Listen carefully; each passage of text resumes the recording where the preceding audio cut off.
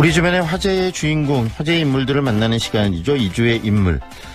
광주시 남구의 한 중학교 도덕교사가 성평등 또 성윤리 수업 과정에서 일부 노출 장면이 담긴 단편영화를 틀었다는 이유로 1년 동안 교단에 서지 못했습니다. 일부 학생들이 성적 수치심을 느꼈다고 주장을 했고요. 광주시 교육청은 지난해 7월 해당 교사를 직위 해제하고 또 경찰에 수사를 의뢰를 했다고 하는데요. 최근 검찰이 불기소 처분 결정을 내렸고 해당 교사는 복직을 앞두고 있습니다. 도대체 어떤 영화에게 이런 논란이 일어났는지, 그리고 이 교사는 이 영화를 통해서 과연 무엇을 이야기하고 싶었는지 이야기를 들어보겠습니다.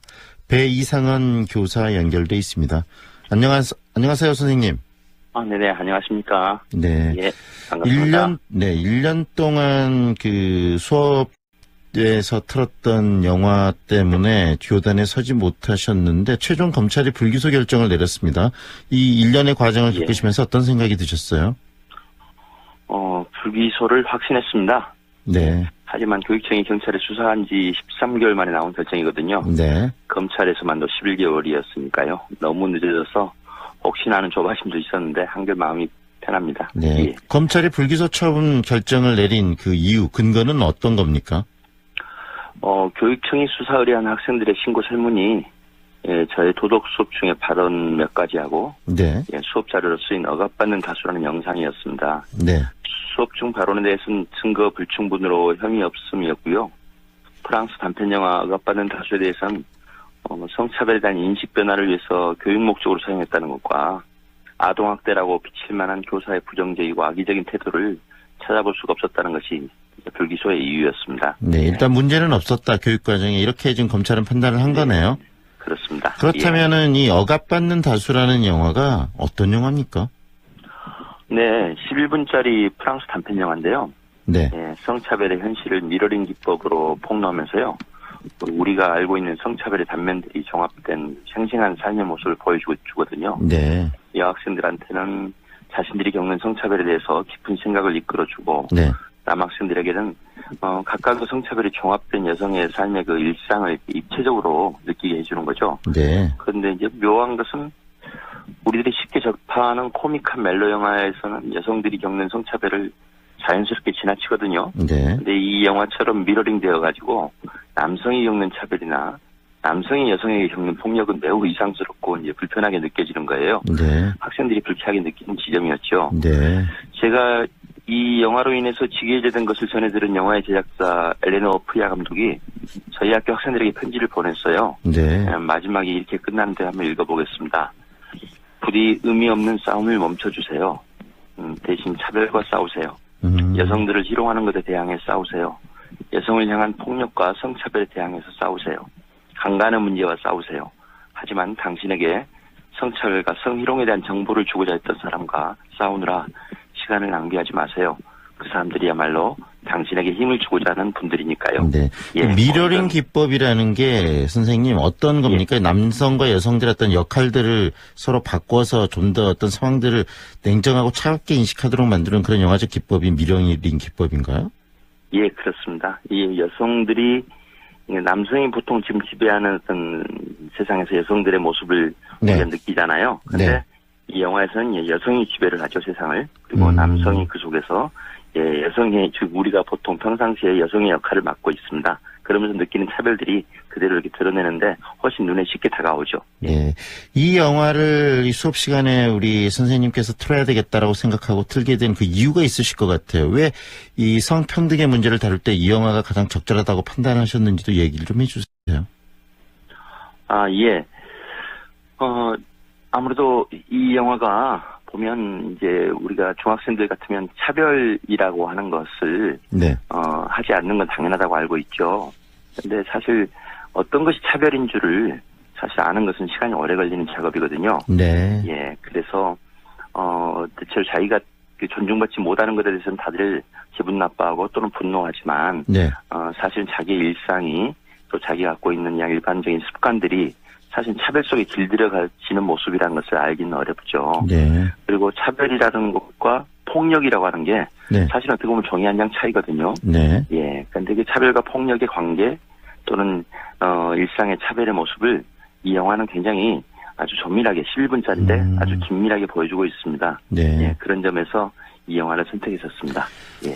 짧지만 이 차별 속에서 나온 어떤 폭력의 문제를 좀 극단적으로 그리고 잘 보여주고 있기 때문에 그걸 이야기하기 위해서 이 영화를 틀었다. 그 말씀이신 예, 건가요? 그렇죠. 네. 하지만 또 그 중학교 1학년, 2학년 학생들이 봤을 때는 좀 이 성추행 또 성폭력의 장면들이 굉장히 좀 직접적으로 나오면서 부담을 느끼거나 성인지 감수성에 있어서 좀 그 문제의식을 느꼈을 수도 있을 것 같다는 생각이 드는데 그 부분에 대한 고려는 없으셨어요?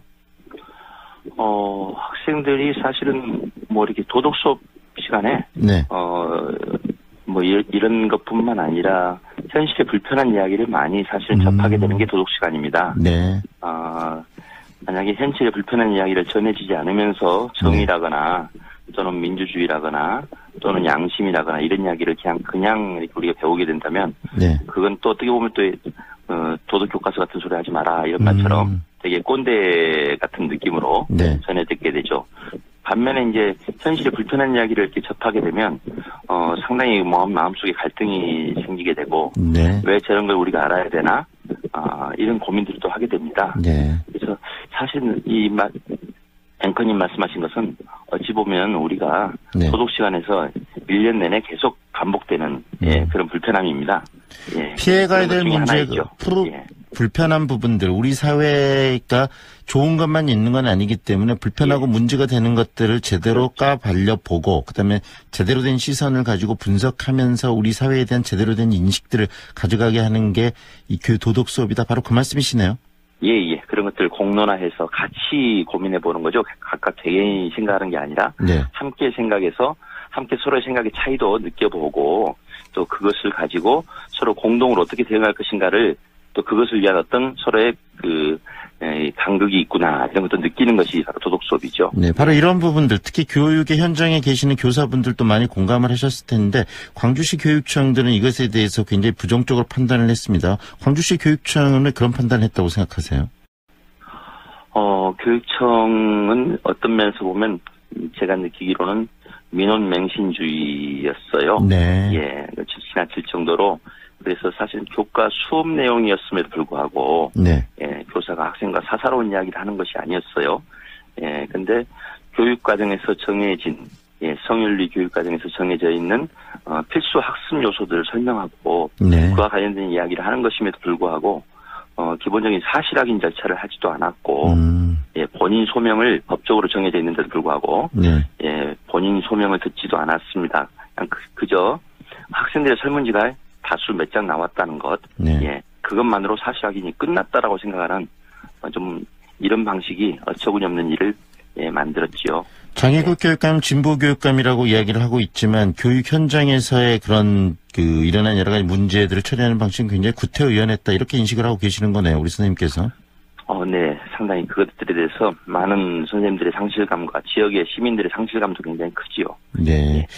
이 13개월이라는 시간이 흘렀습니다. 이 과정 속에서 이 교단에 서지 못하는 선생님 또 상처도 굉장히 크셨을 것 같은데요. 주변에서 또 응원하는 분들도 많이 계시긴 했습니다. 예. 이 상처에 대한 이야기도 해주세요. 어떻게 극복을 하고 또 그러셨는지요?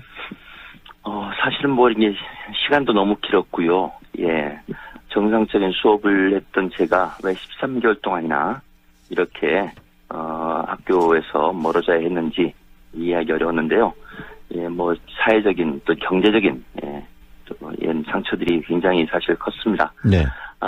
사실은 근데 저 자신에게만 상처가 아니고요. 예, 저희 학교에 있는 우리 선생님들이나 학생 네. 학부모들 모두 피해자이죠. 왜냐하면 다수 학생들은 또 자신이 공감할 수 없는 내용으로 하루아침에 자신의 도덕교사를 빼앗겼고요. 네. 또 침묵을 강요당했죠. 네. 그리고 사실은 이게 이제 저희 지역의 교사들이나 전국의 도덕교사들 모두에게도요. 네. 예. 과연 이 학생이 어떤 불만을 가지고 신고만 하면 교육청은 교육적으로 판단하지 않고 이것을 본인에게 확인도 하지 않으면서 바로 범죄 프레임에 집어넣어서 교사를 처벌할 수 있다라고 하는 네.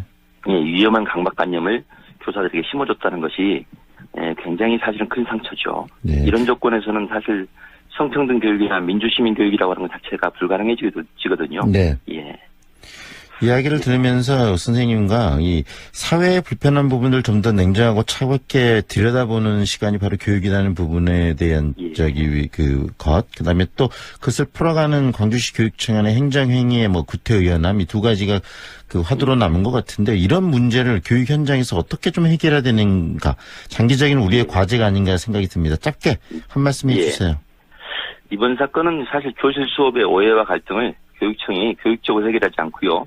가해와 피해, 성범죄 프레임으로 처리했다는 것이 문제의 핵심입니다. 교실 수업의 문제를 좀 교육적 판단의 영역인지 범죄의 영역인지를 검찰에게 물었는데요. 네. 검찰은 결국 교육의 영역이라고 판단했고요. 네. 지금이라도 교육청은 본래의 기능으로 돌아와야 한다고 생각합니다. 저에게 사과하고 그리고 원상회복하고 그리고 이런 일이 다시 생겨나지 않도록 하는 그런 재발 방지 대책을 시급히 제시하는 것이 우리 모든 지역의 교육계를 위해서 꼭 필요한 일이다라고 생각하고 있습니다. 검찰의 결정에 대해서 그 이후 광주시 교육청에서 어떤 행정적으로 아니면 뭔가 결정하고 새로운 것들에 대해서 방금 이야기한 여러 가지 그걸 말씀해 주셨는데 행동을 한 게 있습니까?